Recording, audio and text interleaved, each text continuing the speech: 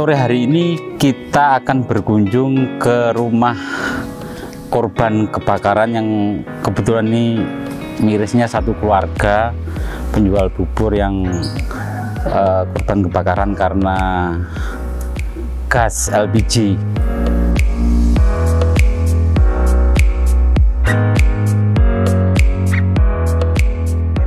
Pas kena pada api tiba-tiba gitu kaget terus lari? Enggak, digendong. Digendong sama ayah? Mana ayahnya? Namanya siapa ayahnya? Iwan siapa yo? Karena memang ada teman-teman, ada media, ada Pak Agus, ada pengusaha dan lain sebagainya itu titipan ini dari Unisma, tidak sangat banyak tapi moga-moga bermanfaat. Paling tidak ini bisa untuk memulai usaha baru, Mas. Jadi nanti juga ada tambahan dari teman-teman dari Pak Agus ini, moga-moga ini bermanfaat. Dengan terima kasih.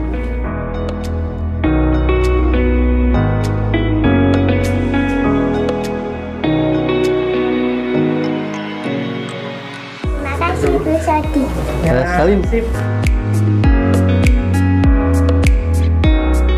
Yang kita berharap semoga itu bisa bermanfaat dan yang paling penting bantuan ini bisa menumbuhkan semangat yang bersangkutan untuk kembali bangkit bekerja, bangkit untuk mencari bekal untuk ibadah kepada Allah Subhanahu wa Ta'ala.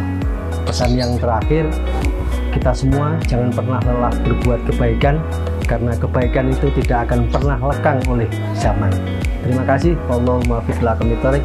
Wassalamualaikum warahmatullahi wabarakatuh.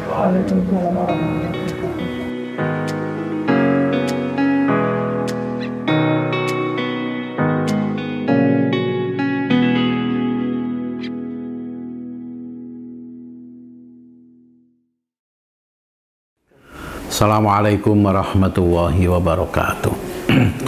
Alhamdulillah wassalatu wassalamu ala rasulillah wala haula wala quwata illa billah amma ba'du.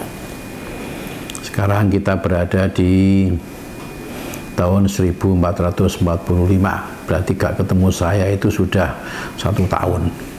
Suwe nih Rael, kemana ini? Dan kita berada di bulan Muharram paling akhir ini kayaknya. Dan sedikit sebelum kita lanjutkan ke bahasan kita di kitab Nashaikhul Ibad, Bapak dan Ibu-ibu, saya ajak untuk melakukan satu refleksi terhadap hal yang ada di dalam bulan Muharram yang barangkali bisa kita jadikan sebagai pelajaran berharga bagi kita semuanya. Begini, di bulan Muharram ini pada masa Rasulullah itu ada satu peperangan yang cukup besar hitungannya, karena tentara muslim yang datang itu sekitar 1.600 pasukan dan 200 diantaranya adalah pasukan berkuda. Peperangan apa itu? Peperangan namanya Perang Khaybar. Nah, gimana Perang Khaybar ini? Perang Khaybar ini Kanjeng Nabi dengan para sahabatnya diutus oleh Allah untuk memerangi orang-orang Yahudi yang ada di tanah Khaybar, yang sebetulnya mereka itu adalah dulunya orang-orang Yahudi yang ada di Madinah, yang ada di Bani Quraidah, yang diusir oleh Rasulullah sebagai hukuman karena pengkhianatan mereka terhadap kaum mukmin ketika perang Khandaq, di mana ketika perang Khandaq itu mereka ini bersekongkol, berkonspirasi dengan orang-orang kafir Quraisy. Padahal sudah ada kesepakatan sebelumnya bahwa seluruh penduduk Madinah itu hendaknya satu sama lain saling menjaga. Tapi nyatanya ketika terjadi perang Khandaq itu, orang-orang Yahudi Madinah itu justru malah berkonspirasi atau bersekongkol dengan orang-orang kafir Quraisy dan kabilah-kabilah yang lain. Maka akhirnya diperangi, namanya perang Bani Quraidah, dan larinya pengungsiannya ketika mereka diusir itu diantaranya adalah ke tanah Khaybar yang jaraknya sekarang ini mungkin sekitar 150 km. Dan tanah Khaybar ini dikaruniai oleh Allah sebagai tanah yang subur, sehingga banyak petani di sana dan peternak, karena kebetulan juga banyak oase-oase, banyak wadi-wadi, banyak sumber mata air yang ada di sana. Sehingga karena kekayaannya itu, mereka itu banyak membuat benteng-benteng pertahanan dari tanah Khaybar itu. Namun atas izin Allah dan perintah dari Allah, Rasulullah diperintahkan untuk memerangi mereka. Kenapa? Karena mereka ternyata itu tetap saja membangkang dan bahkan memprovokasi suku-suku lain, kabilah-kabilah lain untuk melawan Rasulullah, untuk menghalangi dakwah Rasulullah. Nah, ini satu pelajaran yang perlu kita ambil, bahwa pengkhianatan itu memang sesuatu yang sangat membahayakan dan perlu untuk kita hapus sampai ke akar-akarnya. Karena kalau dibiarkan, mungkin satu saat dia mungkin tidak kelihatan, tapi di saat yang lain efeknya akan berbahaya bagi kita. Itu yang pertama. Jadi kita pun juga harus belajar, ketika kita sudah membuat satu kesepakatan di dalam satu organisasi, dalam kita bermusyawarah, dimanapun kita berada, meskipun kita tidak sepakat, tapi ketika itu sudah menjadi kesepakatan bersama, harus dijaga baik-baik. Jangan kemudian aku gak setuju biyen, wes gak apa-apa tak tinggal aja ngono. Jadi kalau memang sudah disepakati dengan suara terbanyak, ya jangan begitu caranya. Itu akan berbahaya, akan membuat perpecahan, akan membuat permusuhan dan lain sebagainya. Nah, ada lagi hal yang menarik dari perang Khaybar ini. Sebelum peperangan terjadi, ketika masih masa persiapan ini, Rasulullah itu juga mengajak orang-orang Badui Arab. Jadi orang-orang pribumi yang hidup di atas-atas gunung, di bebatuan, jadi dikatakan sebagai orang Badui, atau mungkin dalam bahasa pasarannya menjadi Arab Jua, Arab pedalaman. Mereka ini diajak berperang, tapi kalau Bapak Ibu membaca surat Al-Fatah, di situ ada ungkapan bahwa mereka tidak mau. Kenapa? Alasannya mergo sibuk ngurusi keluargane, sibuk ngurusi bondo donyane. Nah, model seperti ini, ya, orang ketika diajak berjuang, ketika diajak amar ma'ruf nahi mungkar, ketika diajak membangun masyarakat, membangun desa, membangun RW, membangun RT, ada kan yang model seperti itu. Mboten kata. Oh, lah ini berbahayanya. Jadi mereka tidak mau, alasannya apa? Ngerumat keluargane, ngerumat bondo dunyane.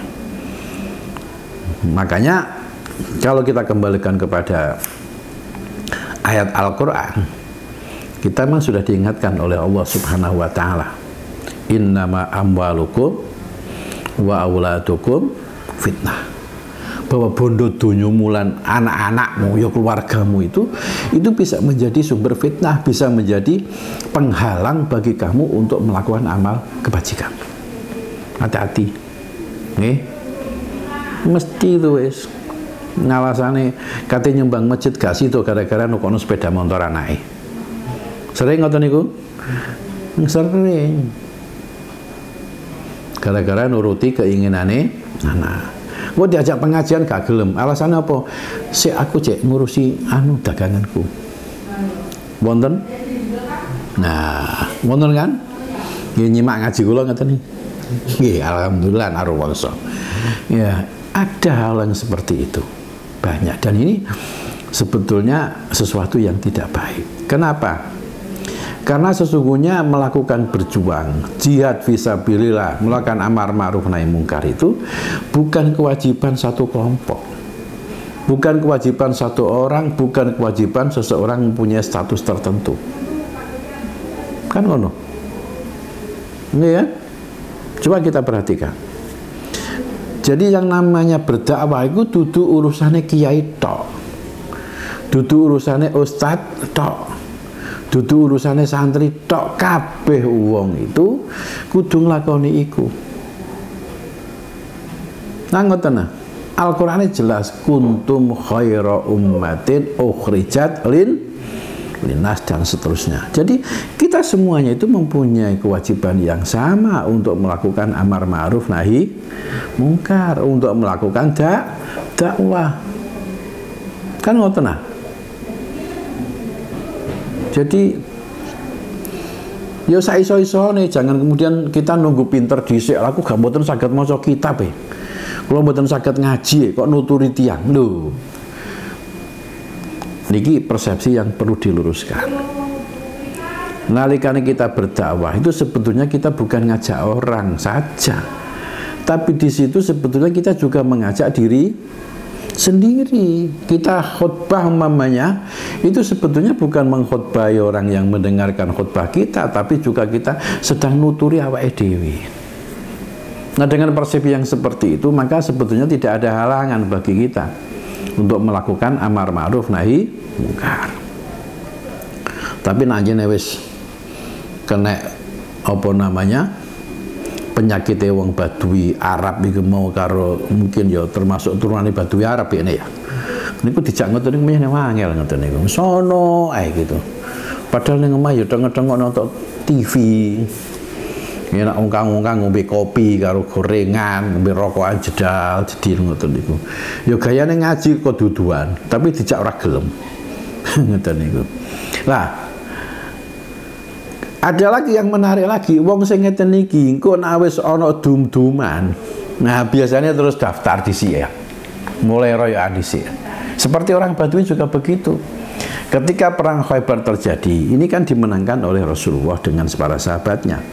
Sehingga banyak ghanimah. Napa ghanimah niku? Bondo rampasan perang.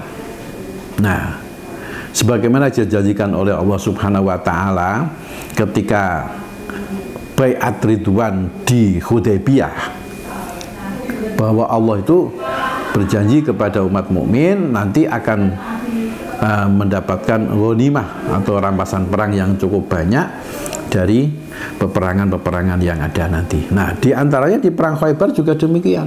Karena kebetulan penduduk Khaybar ini makmur, mergo tanahnya subur, juga akhirnya banyak. Karena mereka ketika sudah berperang itu banyak yang kemudian lari, sehingga bondo donyone itu ditinggal, sehingga itu menjadi harta rampasan perang yang itu menjadi haknya orang-orang mukmin. Nah, ketika wong-wong mukmin sing melok perang ini mendapatkan harta benda yang banyak, lho wong Badui Arab sing asale dijak perang gak gelem, tiba-tiba ngomong, sampean kok gak ngejak aku kok gak diumani. Sampeyan iri ya mbak aku ya, lho ngono malehan niku. Ngoten niku model sing ngoten niku zaman saiki nggih kathah napa mboten? Tambah akeh nggih. Dijak apa-apa gak gelem, tapi begitu ana BLT daftar disian. Antrine manggon ngarep. Lah niku padahal dia ya cukup saja nih. Ini satu hal yang perlu kita ambil pelajaran. Jadi sing ngoten-ngoten niku mboten sae. Dadi wong ku sing tawadhu, sing ora ketokno tamake, sing ora ketok delape, sing ora ketok jalukane, sing ora ketok gragase, ngoten lho nggih. Sebab tiyang kon wis gragas wis tamak, apa maneh dalam urusan bondo donya. Biasane saraf malunya itu putus gitu. Wis ora duwe isin belas gitu ya. Ketemu sapa ngene malah muring-muring. Kok gak diumani mosok gawe ning aku dulur. Ben nek tau abolo. Ah ngono iku. Oh wis aneh-aneh. Nggih. Terus mari ngono, nah wis muncul ngeniku terus gawe aneh-aneh. Apa? membuat satu konten di TikTok.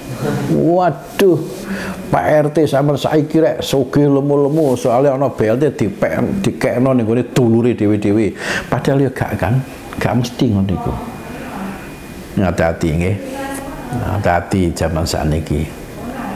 Piro sih BLT niku?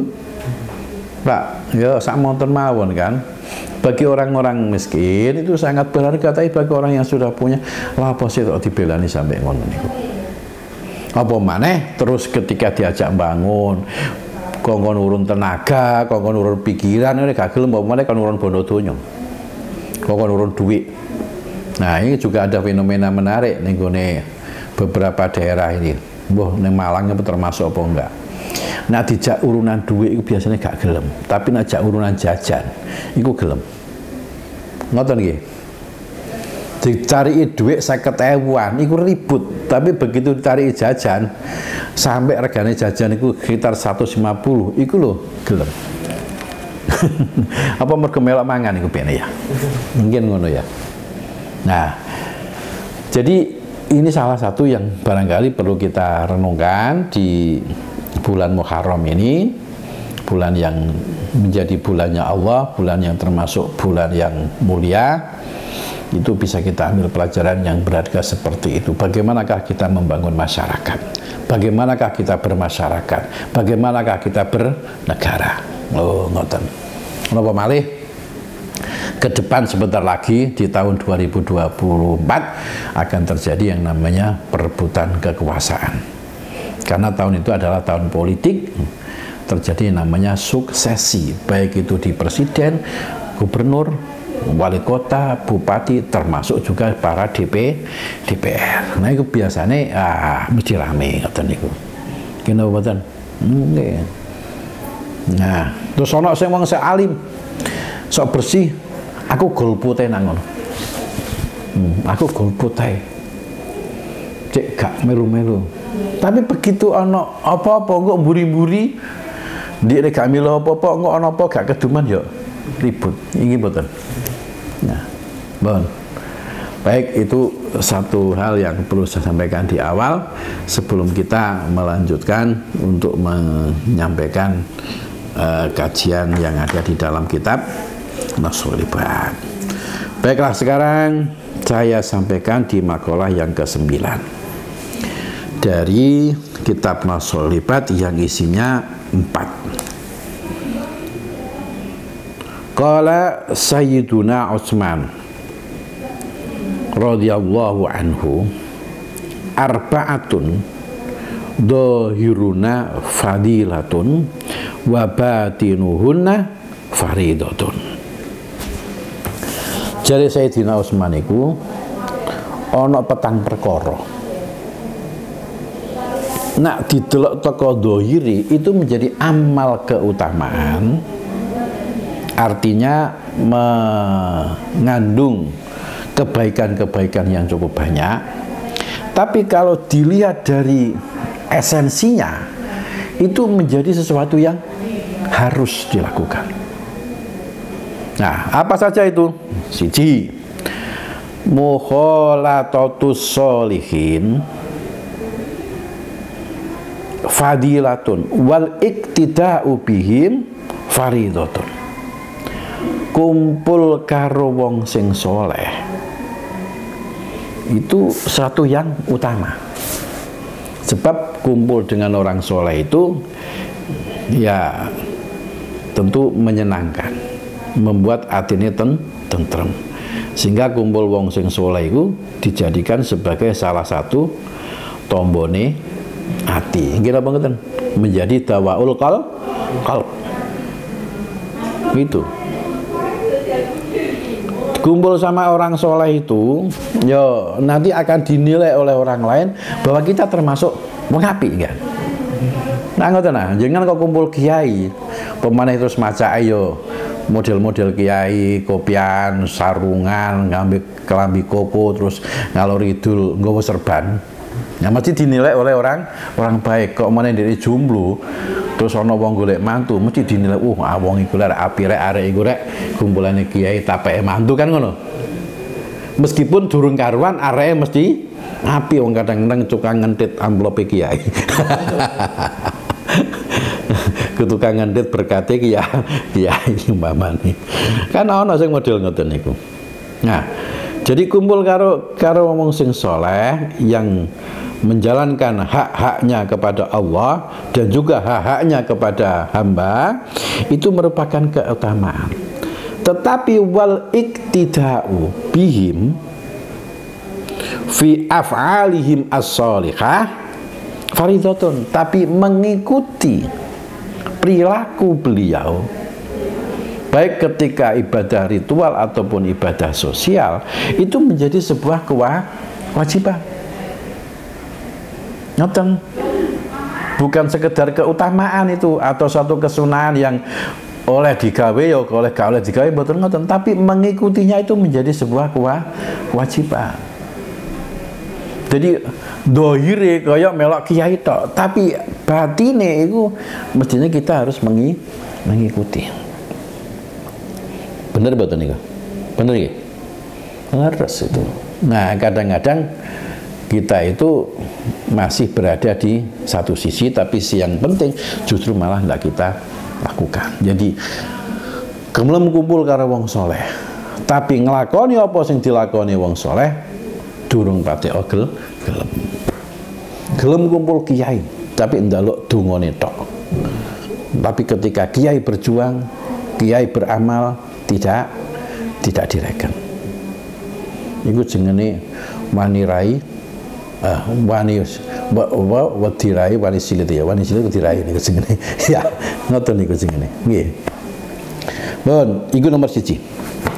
Wa tilawatul Qur'ani fadilatun. Maca Qur'an itu satu hal yang utama. Nggih kan? Lagi-lagi ini juga jadi tombone hati. Maca Quran itu apa meneh diangen-angen sakmanane jadi dawaul qalbi.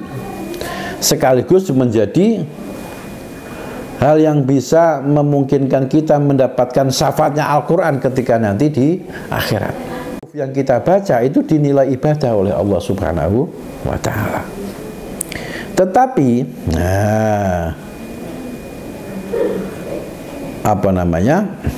wal amalu bihi ay bima fil Qur'ani minal awamiri wan nawahi faridatun, tetapi melaksanakan isinya Al-Qur'an baik itu berupa perintah ataupun larangan itu menjadi sebuah kewajiban. Kewajiban itu harus. Jadi maca Quran itu menjadi amal fadilah, amal yang utama, tetapi melaksanakan isinya itu menjadi sebuah kewajiban. Ini nomor loro. Nggih. Nomor 3 nih. Wa ziyaratul kuburi fadilatun wal isti'dadu laha faridatun.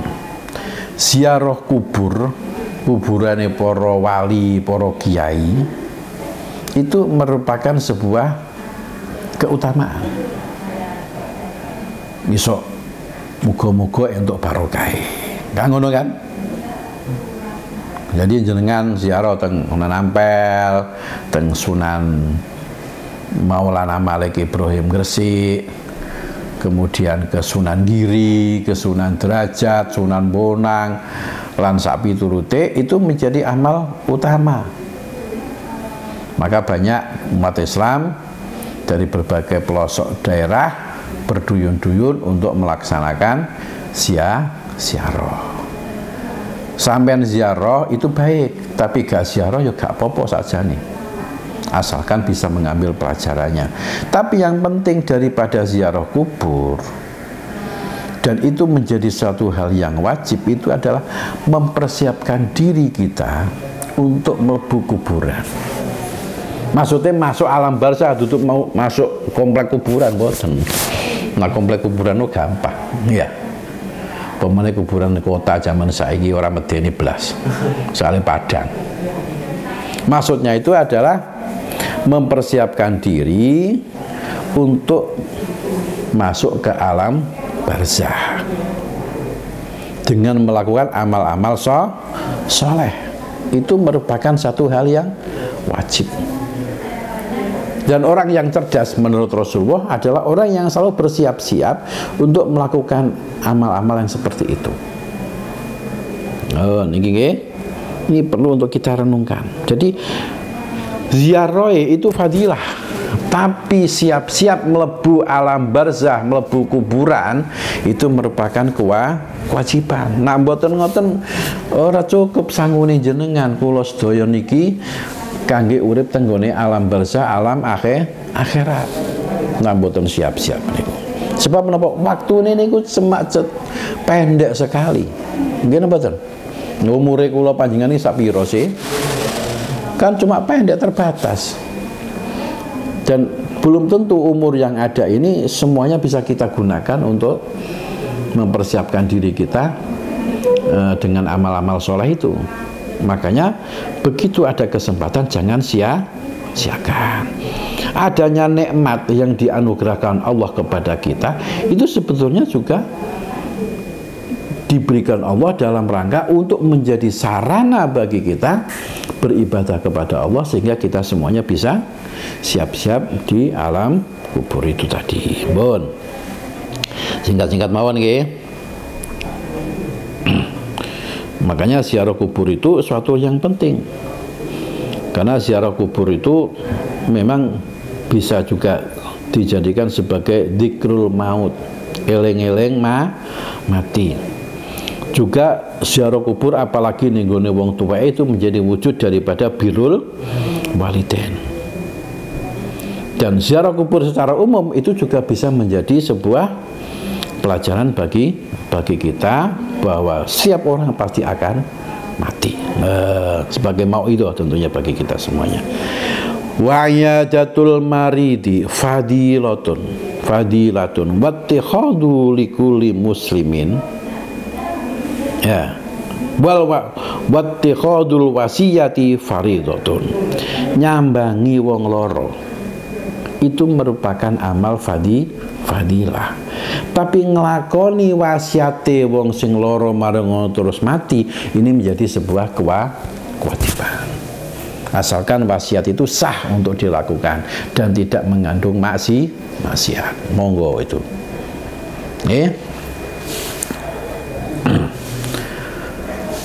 Kemudian berikutnya Bon pira niku? Oh bon papat, bon mari berarti. Nggih, itulah dawuh Sayyidina Utsman bin Affan bahwa ada 4 hal, dohiri itu keutamaan, tapi batinnya itu menjadi kewajiban. Mudah-mudahan ini bisa kita resapi, bisa kita renungkan, dan pada akhirnya bisa kita jalankan. Ngoten nggih? Dan mudah-mudahan kita tidak terbalik-balik. Kadang lebih mengutamakan fadilah, tapi menyepelekan kewajiban. Wajib pundi ziarah kubur karo siap-siap nang kuburan? Wajib siap-siap. Ngoten nggih? Nggih. Wajib pundi nglakoni sini Al-Qur'an utawa cuma hataman Al-Qur'an tok? Nah, ngoten apa meneh hataman ijolan berkat tok. Ya, kan malah ya apa ngoten niku. Pun ngoten mawon ihdinas siratal mustaqim. Assalamualaikum warahmatullahi wabarakatuh.